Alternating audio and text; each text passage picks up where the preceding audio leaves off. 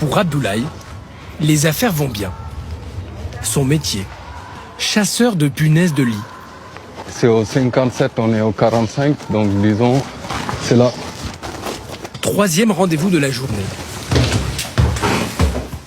Geneviève Bonjour. est une retraitée parisienne. Dites-moi tout, qu'est-ce qui s'est passé? Donc vendredi matin dernier, j'ai été piquée à 3 endroits différents, comme ça. Ouais. Et là, je suis presque sûre que c'était une punaise. Oui. Des moustiques, il n'y en a plus maintenant. Oui. Donc je pense vraiment que c'était ça. Puis alors, évidemment, je me suis paniquée, comme tous les gens qui ont ce problème-là. Et du coup, j'ai fait un traitement chimique. Des produits achetés en urgence au supermarché. Dans la chambre, voilà. Car la semaine prochaine, Geneviève doit accueillir sa petite fille.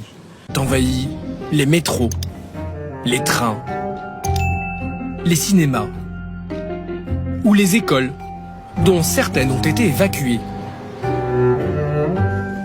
Cas isolé ou invasion à échelle nationale, les spécialistes sont formels. Aucune augmentation soudaine depuis la rentrée. Mais un phénomène qui progresse ces dernières années. Ces derniers temps, Abdoulaye reçoit 2 fois plus d'appels pour traquer les punaises. Yes. Donc là, piqué, je vous laisse passer devant. Merci. Merci. Ces nuisibles sortent la nuit pour se nourrir de sang humain et s'installent toujours au plus près de leur garde-manger. Donc là, c'est l'endroit où elle va pouvoir se nidifier. Il faut chercher dans tous les endroits sombres. Abdoulaye fait ce métier depuis 10 ans. La punaise de lit ne lui fait pas peur. Et vous n'êtes pas en combinaison là? Ah, pas du tout, pas du tout. Parce que pourquoi? La punaise, elle ne saute pas, elle ne vole pas et elle ne vient pas m'attaquer. Mais tout est visible chez la punaise. Des œufs jusqu'à l'adulte, tout est visible. Et tout ce qui n'est pas blanc dans le lait se voit. La punaise, elle a de la couleur. Quand elle se met sur du blanc, ces endroits-là aussi, s'il y avait une punaise, pour venir vous piquer, il faudrait qu'elle longe le mur. Elle va forcément laisser des déjections. Et à partir des déjections, on peut suivre la punaise jusqu'à là où elle est. Oui, d'accord. Ouais. Mais là c'est sûr à 100% qu'une seule punaise, vous ne le verrez pas ici, dans cette chambre. En ce moment, 4 appels sur 10 reçus par Abdoulaye sont de fausses alertes.